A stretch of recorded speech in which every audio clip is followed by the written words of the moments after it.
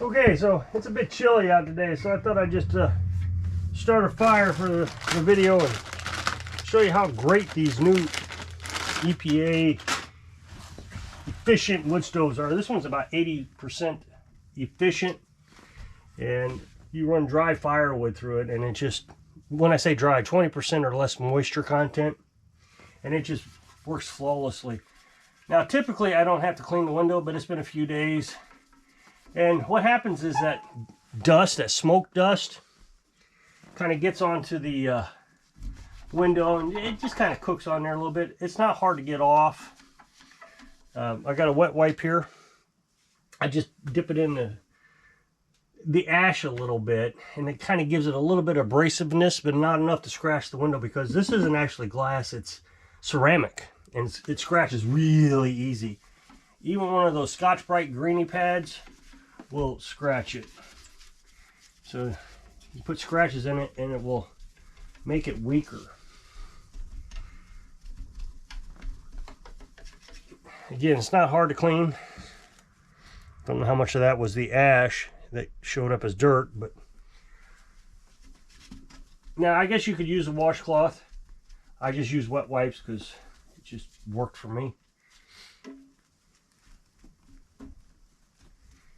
And I like to keep it clean. I watch these YouTubers all the time make videos, and you can't even see the flame. You know, they're sitting in front of them, look, you know, wanting their viewers to admire the wood stove, but you can't hardly see the flame through the tar. And what that is creosote. Like I said, mine is just a little bit of a dust. It's not creosote. What happens is when, on mine, is when the flame starts to die down, the afterburners, I'm sorry, the reburners, the afterburners, it's like a jet. The reburners cool off. Well, the reburners burn the smoke. If you've ever used a candle and you blew it out and then you lit the smoke, you can actually relight the candle if you like the smoke above the candle. Well, that's what's happening here. Those reburners, the smoke hits it and it burns it. But these have to be, don't quote me, I think 800 degrees, 5 to 800 degrees, something like that, before that smoke will start to ignite. Well, when everything dies down and you're just burning coals, but you're still getting a little bit of smoke off of it, those reburners are no longer working, so it just kind of accumulates on the window. It's no big deal. I mean, it's more dust than anything. You can wipe it off with your fingers. But when you get that creosote, what it is it's wood particles. Smoke is just wood particles mixed in with water, and so it turns into a sappy substance. And it just oozes. This first year we ran the wood stove, we didn't have any dry firewood, and it just oozes. It was dripping off the chimney and onto the roof, and sticky, and it's tar. It's like tar. That's very flammable, and so that sticks inside your chimney, and it causes a chimney fire. You can burn your house down. I don't have that problem anymore. I did that first year. Twice we had a chimney fire. But it doesn't accumulate. And the thing is, you know it's going to happen. And the reason you know it's going to happen is when you open the door, smoke starts to billow out of the wood stove. What has happened is there's so much creosote inside the chimney that has restricted the size of the chimney. And really, the only way to really get it out is to burn it out. But you got to be so careful. The second time we had a chimney fire, I heard it. I opened the door, and you could just hear it. When you open it, it went.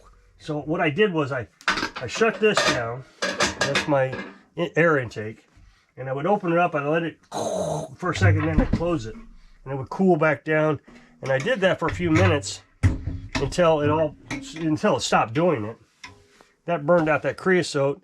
And then I went up there with a brush and I was able to clean out the chimney with all that burnt creosote.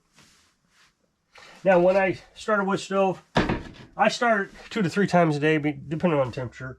And when it gets really cold, sometimes 4 times a day.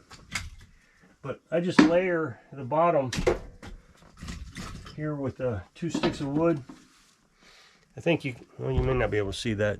So 2 sticks, that kind of holds my rest of my bundle off the floor of the wood stove. Get some kindling, and I throw in the center of it. Now, you know, we've been at this, I think, 4 years now with this wood stove. We've learned a lot. You know, I read on it all the time. But one of the things we learned is we really got to make the size of our wood very small. I mean, this is not a log. It's barely, it's just a little bigger than kindling. So, here's the thing. We live in a almost 200 square foot house. This is a 2,000 square foot wood stove. That means it can heat up to 2,000 square feet.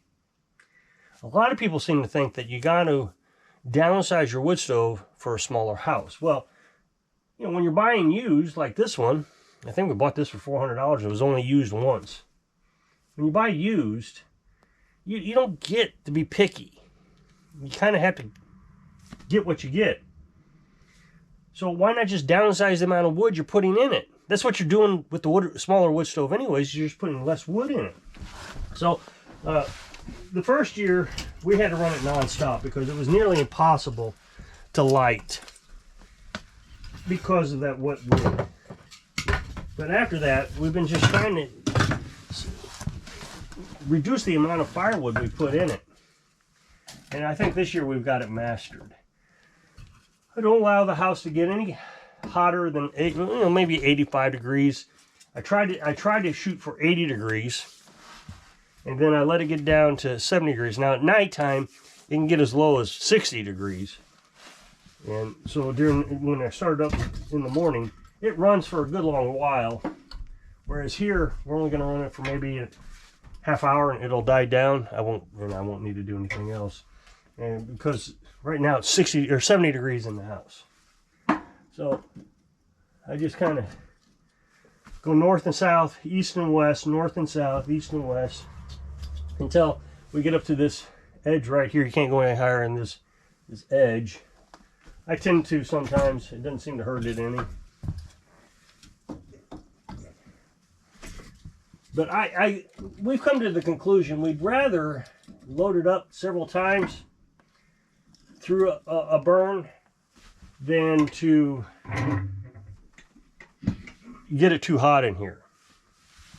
Now you gotta be careful when you run north and south like that you don't bash the wood into the window. Now I just take a torch and I light that kindling.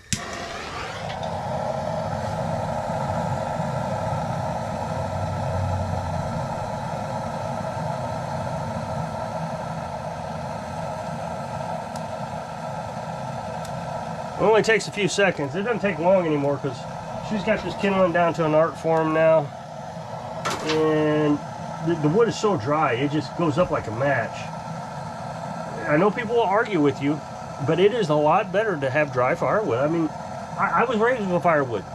When my dad and I were discussing it, and no offense to Dad, this is just the way everybody was raised back then. When Dad and I were discussing this wood stove, he says, "Yeah, you want to make sure that you get fairly wet wood so it'll burn through the night." But that's not true. Wet firewood. You cut a tree down in the fall time, and you start burning it. You only get 30% of the heat that wood can produce because the other 70% is burning off the water. Here I'm getting 100%, well, 80% of everything that it burns. Now, the percentages and the efficiencies, some people interpret it different. Here's how I try to explain the efficiency.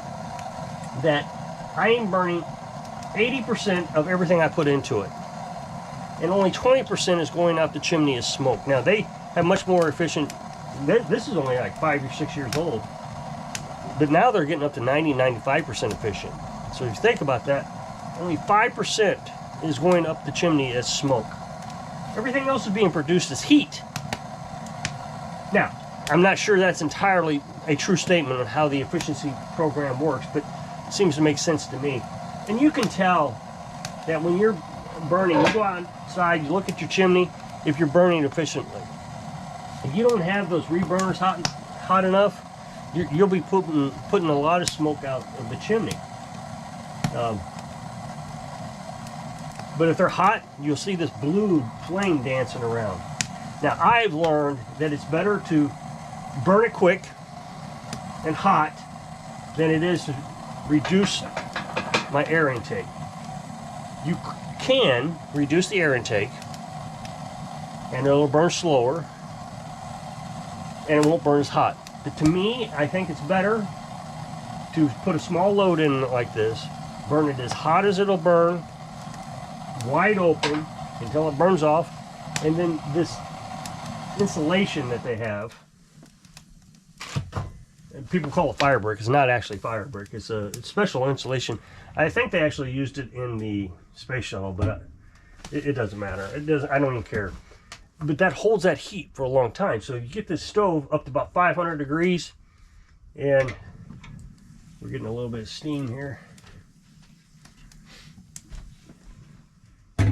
And it'll hold that heat with the coals and everything for about 8 hours. So you just start it every 8 hours. Now, I understand in a bigger house that's not going to be possible. But I would still, what I would do, instead of regulating this, get your house up to 80 degrees. Do what we do. Get it up to a set point, and then let this thing just start die down. And then in 8 hours, start it back up, or however long it takes for your house to cool off. I just think it's a better method than trying to regulate this, because when you regulate it, as those reburners cool down, you're going to start producing more smoke. So if you get it too cool and your coals die down too much, you're not going to be getting all the heat out of it. I just feel like I've done it both ways, and this way to me has been better. Granted, it can get hot in here, and if I miscalculate how much wood we're putting in, then I'm in danger of getting it too hot in here. People say open the windows. Well, you don't open the window when you're running a gas furnace or a propane furnace, electric furnace. Why would you do it with firewood? This is fuel. It costs money, or it costs work, and work is money. If you're having to work, that's financial gain. So no, I don't want to open the window. I've done it a couple times because it just got way too hot in here, but I truly try not to do it. Now, I know a lot of people are against the EPA wood stoves. Like, because the EPA says you have to have this. Now, I'm not doing it. I'm a free man. I can do whatever I want. I'm making my own. Well, a couple things with that. One, that's foolish in my mind. I think you should get one of these. And they're not that expensive. I mean, Home Depot or Orscheln's or whatever, maybe $800, $1,000. I mean, it's expensive, but no more expensive than a furnace. And use it properly with dry firewood. You just can't convince people to dry the firewood. You just can't do it. We've got oak out there. It's taken about 2 years to dry. And I would rather have the dry firewood than trying to burn that wet. That was just such a nightmare. And you see it every year on Facebook. No matter how many times you preach to people or you tell people, they run wet firewood, and then they'll show a picture of a chimney fire. Why is my chimney glowing red? Well, you have a chimney fire because you ran wet firewood. Read the instructions on your wood stove manual. These are just so fantastic. Like I said, as a kid, I understood what a wood stove was. I mean, I remember I was under 10 years old. That I'm sure of. And I was lighting the wood stove on my own. So I've got some experience with this. And this is just a ton better. And learn to use it properly. You got to learn to get it hot. The door's still open right now. I'm getting it hot. What we're trying to do right now is we're trying to get the chimney warm because heat rises. So as the chimney warms up, it starts to draw in air because the heat is rising up. And the more air it takes in, the faster it heats up. And so it becomes, just a continuous increase of flame. Well, you got to leave the door open for a second, but remember, you're pumping out a lot of smoke right now because there's nothing inside. None of the reed burners are burning the smoke. So you leave it open for a second, you get the chimney good and hot, and then you can close the door. And then it kind of slows down because now you're not getting as much air in there.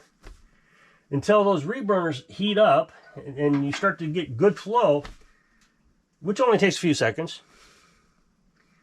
But now this thing is running totally efficiently and you can feel the difference. If I left that door open, which a lot of people do when they run wet firewood, they can't keep it running, so they leave the door open. So not only did you lose the 30% or 70% of heat because you're burning the water, you're leaving the door open, which is making all that heat just go straight out the chimney. Whereas when you do it this way, you're not just throwing all that smoke and heat out the chimney, it's going straight up into that insulation and it's warming that insulation up.